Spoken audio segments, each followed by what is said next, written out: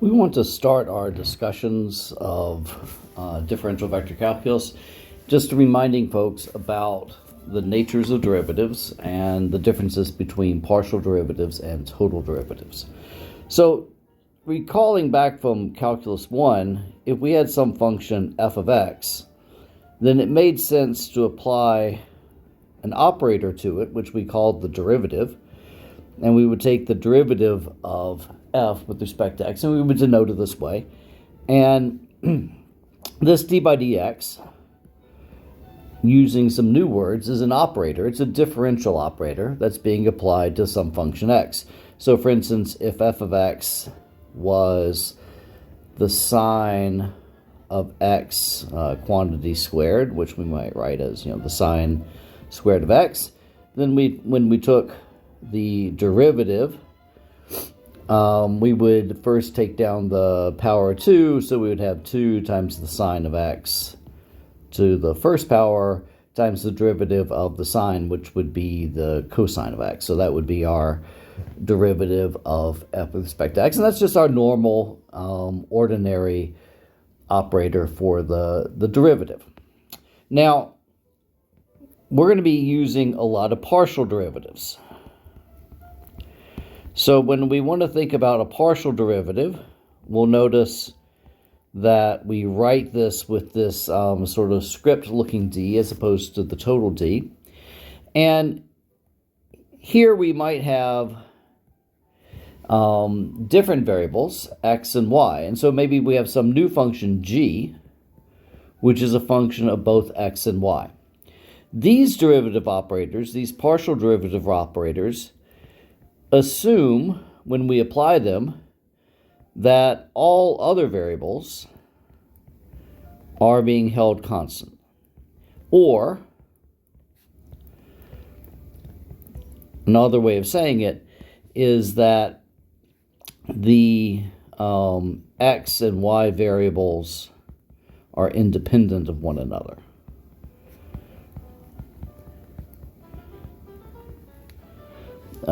That's not spelled correctly. Independent of one another. So, for instance, if our function g here is denoted as being a function of x and y, I could take the derivative of g with respect to x, or I could take the derivative of g with respect to y. So here, let's suppose as an example, our function g was x squared plus 3xy. If I wanted to take the derivative of g with respect to x, when I do that, I simply treat that 3 and that y like the same thing. So if I'm taking the x derivative here, I need to hit the x terms, and I treat that 3 and the y just like they're constants. And so this derivative would be 2x plus 3y. And if I wanted to take the derivative of g with respect to y, the partial derivative of g with respect to y, I would just have 3x, because the derivative of the 3xy with respect to y, I'm treating the x like a constant, and so that I'm just hitting the y with the derivative. Okay, so these are our partial derivatives. It stands a little bit in contrast to what would be happening if I assumed somehow that the functions were, that the variables, in fact, were not independent of one another. So there is a way to think about this that's a little bit different. Let's suppose that, again, g is a function of x and y, but that y itself depends on x. And it still makes sense to talk about the total derivative with respect to x of this function g, which depends on x and y. And so you'll notice here that that's different. I've written it differently, and I'm going to mean something different from when I took the partial derivative of g with respect to x. So I've denoted it differently by using this square square d's, as opposed to the partial derivative, which has the sort of scripty looking derivative d's. And it means something very different. So in this latter case, it's what we had above.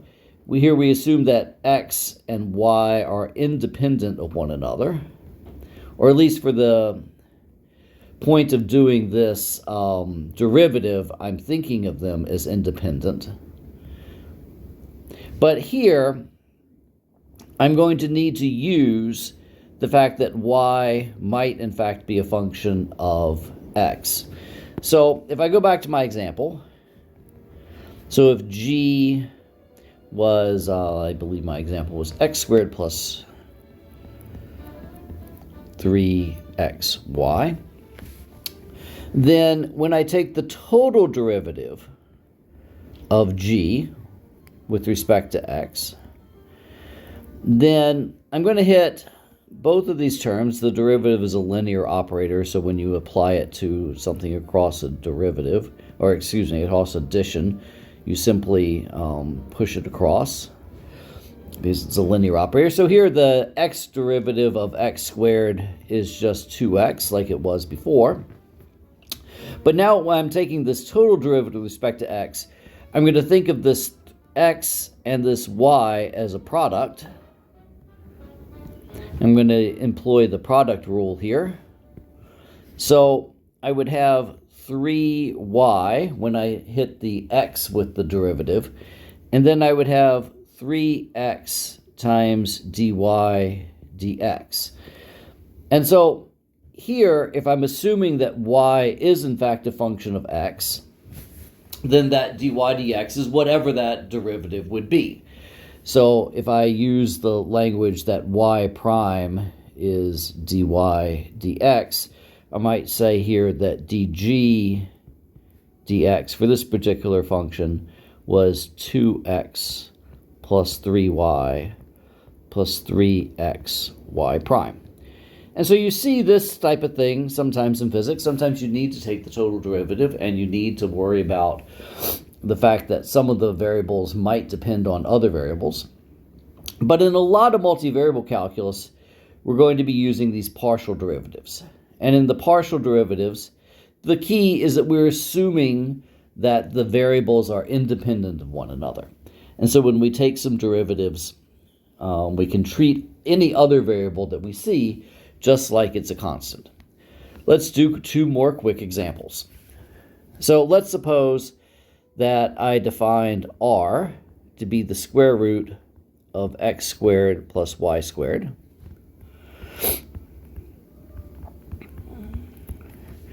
And let's suppose I wanted to take the partial derivative with respect to x of 1 over r.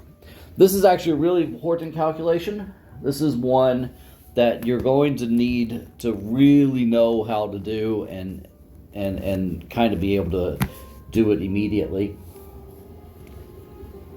This type of calculation.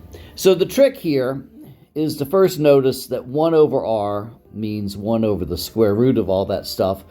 And so I'm going to think of 1 over r as x squared plus y squared to the minus 1/2 power. So the minus sign comes from the fact that it's in the bottom, and the square root is taking things to the 1/2 power. And so that's a convenient thing to do in these cases because it gets rid of the quotient rule. It just lets me apply the power rule. So now I'm trying to take the partial derivative of x of this thing, x squared plus y squared to the minus 1/2 power. And so I have a term, so I'm going to pull down the minus 1/2 and get everything back. And I would do minus 1/2 power, and I'll be real explicit here, minus 1, because that's when we're taking the power rule, that would subtract 1 from there. And now I need to go inside and take d by dx of the part that was inside. And so what was inside here is x squared plus y squared. So I'm going to take the partial derivative with respect to x of the term that was inside. So d by dx, and I'll just write this as 1 over r, right, because this was d by dx of 1 over r. is now minus 1/2. All of this x squared plus y squared is to the 3/2 power. I've written it below the line. So the minus 1/2 minus 1 would be the minus 3/2, so I put that down below. And up top, the derivative with respect to x is going to hit this x here and give me a 2x when I take that derivative. And when I apply the x derivative to the y, the x partial derivative to the y, that's going to be 0 because y is not x. And in partial derivatives, taking the derivative of y squared with respect to x is 0. It's the same thing as taking the derivative with respect to x of the number 4. Right, so the derivative of a constant would also be 0, right? So those are just dead. And so here we see this 2 and this half are going to cancel each other. And so the derivative with respect to x of 1 over r is minus x over r cubed. The reason I'm writing that as r cubed is, remember, r was the square root, and something to the 3/2 power is the square root cubed, so that's r cubed. R cubed is this square. So there we go. That's my answer for that particular example. Let's do another example. Let's suppose that I'm going to have the sine of some constant k times x minus some constant omega times t. So now I've got some function here, which is a function of x and t. I'm going to assume that k and omega are constants. That might be a kappa, might be nice, but yeah, k is good enough. Okay, and so here, again, I have two variables, so it makes sense to take the derivative of f with respect to x, or I could take the derivative of f with respect to t. Let me take the time derivative on this one. So if I take the derivative of this function f with respect to t, and this is a partial derivative, because it's a partial derivative, I'm going to think of that x as a constant, and so the derivative of the x with respect to time is going to be 0. So I'm taking the time derivative of the sine of kx minus omega t. The derivative of the sine is the cosine, and the argument comes back. And now I need to multiply that by taking the derivative of what was inside, right? This is a chain rule operation. So I'm going to take the time derivative of the kx minus omega t. So the partial derivative of this f with respect to t would be minus omega, because this time derivative, when it hits the x, that gives me a 0. When it hits here, it hits that t, and that just pulls me a minus omega. So minus omega cosine of kx minus omega t would be that partial derivative. Okay, so those are some examples of partial derivatives. And the real key is to not be freaked out about partial derivatives. When you see a partial derivative, you just take the derivative with respect to that variable. You treat every other variable like it's a constant. But sometimes in physics and in mathematics, you do need to think about this case where you're going to take the total derivative. And so you want to pay attention to how the d is written in any formulas that you see.